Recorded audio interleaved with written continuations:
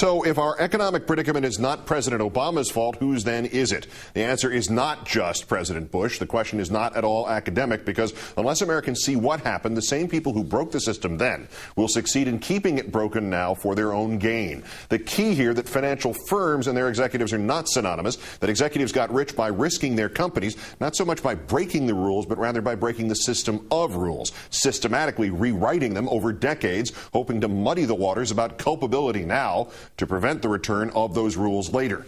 A report from the nonpartisan Wall Street Watch Project reveals that the deregulation was bought and paid for by Wall Street executives, paying politicians, buying unprecedented freedom from Washington oversight, specifically Wall Street, meaning banks, security firms, private equity and hedge funds, insurance and real estate.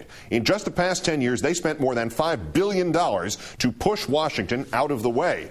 From 1998 through last year, spending $3,441 million on lobbying, employing 2,996 D.C. lobbyists last year, not counting untold lobbyists in the 50 individual states. They put 142 former Washington officials on their lobbying payrolls. They spent $1.7 billion in direct campaign contributions. And here's what they bought. In 1998, Citibank was allowed to merge with the insurance giant Travelers, even though it was literally against the law for that to happen. Citibank won an exception because everybody knew they were about to get the law changed anyway. A year later, Congress obliged, killing the landmark Depression-era Glass-Steagall Act, which had erected the wall between regulated Main Street banks and unregulated investment banks. Without that wall, the stage was set for firms to merge until they were, quote, too big to fail, and to sink the money from your checking and your savings accounts into risky new derivatives. Regulators let firms hide those risky investments off their books, which meant they did not have to keep enough money on hand to cover possible losses.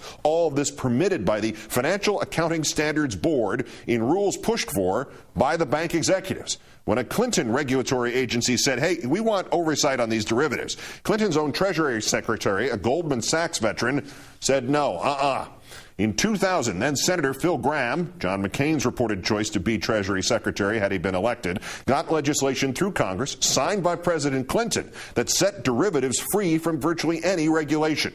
In 2004, the Bush SEC scrapped a 20-year-old rule that made banks keep a certain amount of cash on hand to cover investment losses.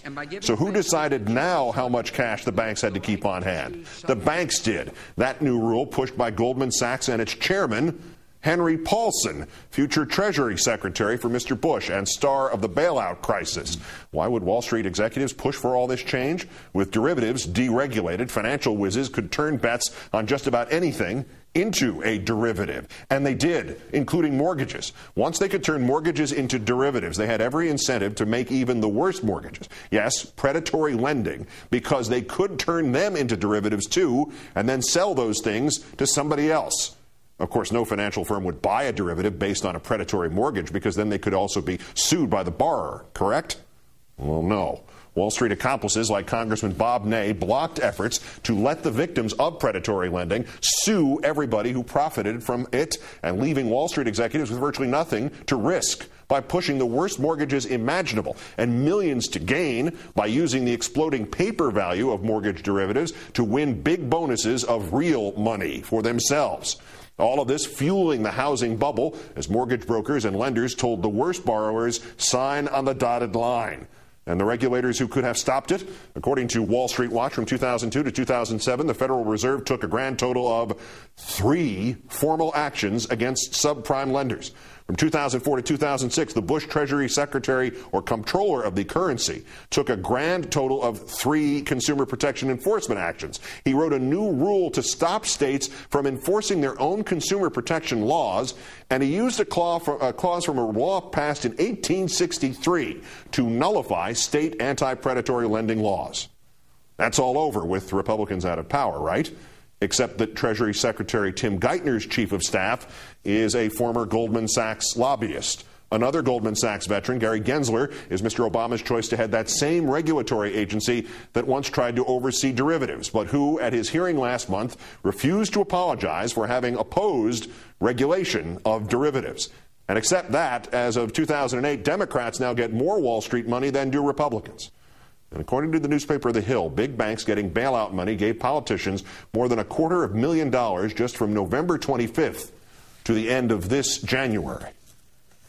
And then there is government's flip side, when it takes its ability to regulate things out of existence for puritanical or worse, political reasons. And people don't just lose their homes, they lose their lives. There's no telling if Christopher Reeve could have been saved by stem cell research. He died just 3 years and 2 months after George Bush stopped American stem cell research dead in its tracks.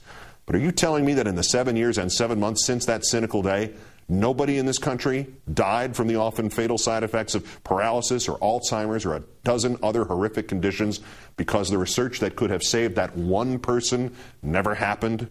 Because George Bush, brow furrowed and soul suppressed, said no? Well, today, Barack Obama said yes.